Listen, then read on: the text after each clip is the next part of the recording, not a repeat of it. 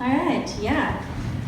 So I think I've met most of you, but if I haven't met you, my name is Kelsey, like Greg said. Just gonna talk a little bit about my story today. So who feels like they have their life figured out? Anyone? Like you all know what you're doing for the rest of your life, right? Probably not. So I used to feel like I knew what I was going to do with my life. Growing up, grew up in a Christian home, went to church my whole life pretty much. Started getting really involved in church maybe when I was like freshman in high school. Was on like leadership teams and stuff for my youth ministry, was involved with worship with like the main church, and we went to a large church. And I knew I was going to be involved with ministry for the rest of my life. I thought I was going to be a youth pastor. That changed. I was an intern. Well, Greg and I both interned at our church growing up after we graduated high school for 2 years, mostly in youth ministry. That is when I felt like I was not called to be a youth pastor. But from then on, I knew I was going to be involved with ministry, just didn't really know what it was going to look like. Maybe I was going to do worship, something, wasn't quite sure. But so Greg and I, after this internship, we went to school in Seattle, and we started looking for churches to get involved with. Like I said, we grew up in a large church, and so we started looking at large churches and all these mega churches in the area. We tried to get involved, and it was really hard to get involved. We couldn't really get involved. Like we tried to, and we'd be like, all right, you can like set up chairs or something. And not that I'm opposed to setting up chairs, but I wanted to do more than that too.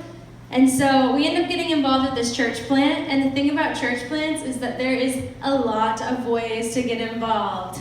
Hint, hint. If anyone wants to get involved, just let us know. But so there's a lot of ways you can get involved. There's lots of stuff you can do. The first church plant we were involved with, we were there for about a year and loved it. And then we ended up having to shut the doors because we didn't make any money. And so the pastor couldn't be paid, and we couldn't have a place to meet because we couldn't. While it was a sad period of time, it was kind of like, all right, this is going to be life. Like this is what life is going to be about. Greg and I kind of both knew from that point on that church planting was going to be for us, and that's what we wanted to do. Not too long after that happened, I ended up getting hired at another it was a church plant. They'd just been around for a few years in the area as a worship pastor. It was a great time, loved it, and then was there for about a year as well. And then we ended up moving back home to California. And this was kind of a weird time for me because we moved home, and then Greg got a job in Missouri. And so he moved to Missouri, and I was living at home with my parents. And if you've ever lived on your own and then moved back home with your parents, it's kind of a weird time. And not only that, I was kind of working some weird jobs. I was like a nanny, worked retail, and it just wasn't what I wanted to do. It was kind of just a strange time. And then through like a weird series of events, and like I randomly got called from this guy, and he was like, hey, do you want to be a worship pastor at this church? And we're like, what? What are you talking about? But I ended up being like a temporary kind of worship pastor at this church, which was great because it was a church plant in the area that I grew up at. So it was what I loved doing, and it was like an environment that I loved, but I knew it was temporary. Greg had moved to Missouri, and I was hoping we were going to get married, and so I'd like to have moved to Missouri as well. But overall it was a good time. It was temporary, so it was kind of strange. And then, so we did end up getting married, and I moved to Missouri. This was kind of another strange time for me. Greg had a job, I did not for a while. Ended up working like some other weird jobs. Got involved in the coffee community, which I love. I love coffee. Loved coffee then, I still do. But I remember specifically like one time, I don't even know what spurred it or like what brought it on, but I just had like this breakdown of like, what am I doing with my life? Like, this is not where I thought I would be. Like, I mean, I was involved with ministry, and it's like, okay, so what am I gonna do? Like, it just wasn't what I had planned. And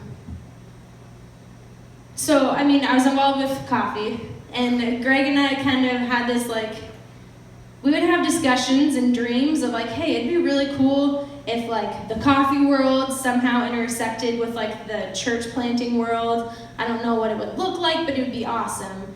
But we kind of thought it was, like, a future thing, because if you don't know, coffee shops and churches are kind of expensive to start. And so it was like, well, maybe sometime in the future.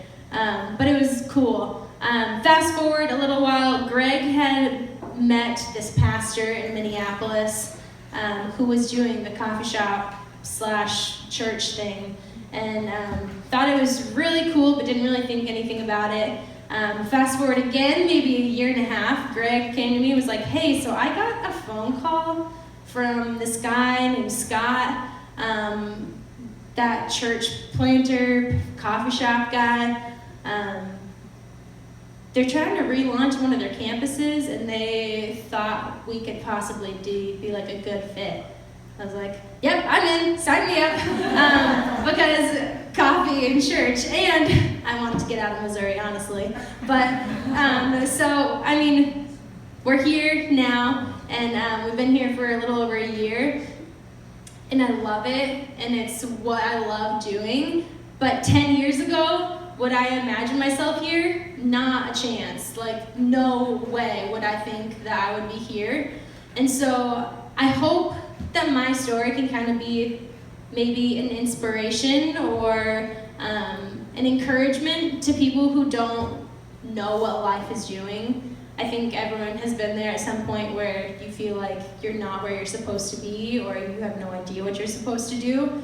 But I do think that God is faithful, and He has a plan. As long as you kind of take the little steps towards it, He knows what He's doing. And even though we can't see it, He does. Okay, so that's my story today.